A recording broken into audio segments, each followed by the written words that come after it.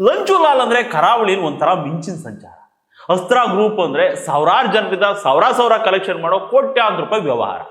ಕೋಲ ಕಟ್ಟಿದ್ರೆ ದುಡ್ಡು, ಕ್ರಿಕೆಟ್ ಆಡಿದ್ರೆ ಸ್ಪಾನ್ಸರ್. ಒಟ್ರಾಸಿ ಹೇಳಬೇಕು ಅಂದ್ರೆ ದಾನಶೂರ ವೀರ ಲಂಚುಲಾಲ. ಜೊತೆಗೆ ಒಂಚೂರು ಜಾಸ್ತಿನೇ ಶೋಕಿಲಾಲ.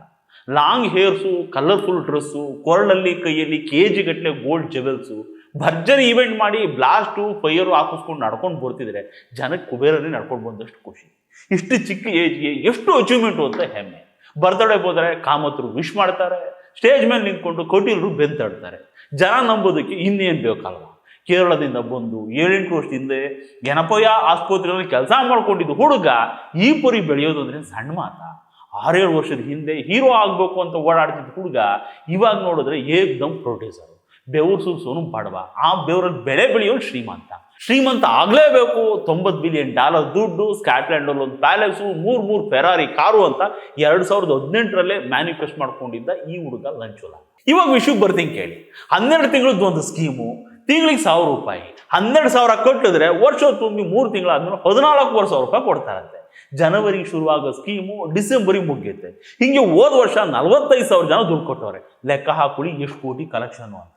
ಅವ್ರುಗಳಿಗೆ ಜನವರಿನಲ್ಲೋ ಫೆಬ್ರವರಿನಲ್ಲೋ ವಾಪಸ್ ಕೊಡ್ಬೇಕಾಗಿತ್ತು. ಜುಲೈ ಬಂದರೂ ಕ್ಲಿಯರ್ ಆಗಿಲ್ಲ.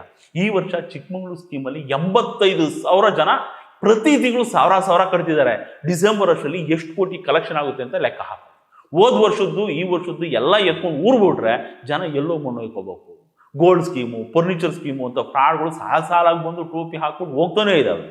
ಬೆಂಗಳೂರಲ್ಲಿ ಈ IMI, ಮಂಗಳೂರಲ್ಲಿ ವಫಾತಾರದವು ಬೀದಿ ಒಂದು ಸ್ಕೀಮ್ಗಳು, ಎಲ್ಲ ಟೋಪಿಗಳೇ. ನಮ್ಮ ಕರಾವಳಿ ಜನ ಇನ್ನೋಸೆಂಟ್ಗಳು ಕಂಡ್ರಿ, ಮೋಸದ ವಾಸನೆ ಅರ್ಥ ಆಗಲ್ಲ ಅವ್ರಿಗೆ. ಇವರು ಮುಗ್ಧತೆನೇ ಮೋಸ ಮಾಡೋರಿಗೆ ಬಂಡವಾಳ. ಪಾಪ ಕಷ್ಟಪಟ್ಟು ದುಡಿತವೆ, ಜೇಬಲ್ಲಿದ್ರೆ ಖರ್ಚಾಗತ್ತೆ, ಮಕ್ಳಿಗೆ ಒಂದು ಚಾಕ್ಲೇಟ್ ಕೊಡ್ಸಿದ್ರೆ ಮುಕ್ಕಾಗತ್ತೆ ಅಂತ ತಂದು ಈ ಸ್ಕೀಮ್ಗಳು ಬಾಯಿಗೆ ಹಾಕ್ತವೆ. ಅದೇ ದುಡ್ಡಲ್ಲಿ ಇವುಗಳು ಊರು ದೇವರಿಗೊಂದು ಹೂವಿನ ಅಲಂಕಾರ, ಕ್ರಿಕೆಟ್ ಆಡ್ತೀವಿ ಅಂತ ಬರೋ ಹುಡುಗರಿಗೆ ಒಂದಿಷ್ಟು ಸ್ಪಾನ್ಸರ್ಶಿಪ್ಪು, ಕೋಲ ಕಟ್ತೀವಿ ಅಂತಂದ್ರೆ ಖರ್ಚಿಗೆ ಕಾಸು. ಹಿಡಿದಾಡೋದೇ ಇಲ್ಲ, ಕೈ ಬಿಚ್ಚಿ ಕೊಟ್ಬಿಡ್ತವೆ. ಸ್ವಂತ ದುಡ್ಡನ್ನು ಯೋಚನೆ ಮಾಡಬೇಕು. ಯಾವುದೋ ದುಡ್ಡು ಎಲ್ಲ ಕಡೆ ಜಾತ್ರೆ. ಅದೇನೋ ಹೇಳ್ತಾರಲ್ಲ, ಅತ್ತೆ ಆಸ್ತಿನೋ ಅಳಿಯ ದಾನ ಮಾಡ್ತಾನಂತಲ್ಲ, ಹಾಗೆ. ಇದೇ ದುಡ್ಡಲ್ಲಿ ಸಿನಿಮಾ, ಇದೇ ದುಡ್ಡಲ್ಲಿ ಈವೆಂಟು, ಇದೇ ದುಡ್ಡಲ್ಲಿ ಶೋಕಿ. ಕಂಡೋರ್ ದುಡ್ಡಿಗೆ ಕಂಟ್ರೋಲ್ ಎಲ್ಲಿರುತ್ತೆ ಹೇಳಿ. ಒಂದು ಫೈನ್ ಡೇ ಉಳಿದಿದ್ನೆಲ್ಲ ಗುಡ್ಡೆ ಹಾಕ್ಕೊಂಡು ಊರು ಬಿಟ್ರೆ ಹುಡುಕೊಂಡು ಎಲ್ಲಿ ಹೋಗ್ತೀರಾ? ಮಾಡ್ಕೊಳ್ಳಿ ಕೇಸು. ಜನಗಳ ದುಡ್ಡು ಹೊಡ್ಕೊಂಡು ಹೋದವ್ರನ್ನ ಎಷ್ಟು ಜನ ಹಿಡ್ಕೊಂಡು ಬಂದಿದ್ದೀರಾ? ಕಳ್ಕೊಂಡವ್ರ ದುಡ್ಡನ್ನು ಎಷ್ಟು ಜನಕ್ಕೆ ವಾಪಸ್ ಕೊಡ್ತಿದ್ದೀರಾ? ಇದನ್ನೆಲ್ಲ ನಮ್ಮ ಜಿಲ್ಲಾಡಳಿತ ಸೂಕ್ಷ್ಮವಾಗಿ ಗಮನಿಸ್ಬೇಕು. ಇಂಟೆಲಿಜೆನ್ಸ್ ಇರೋದು ಯಾಕೆ?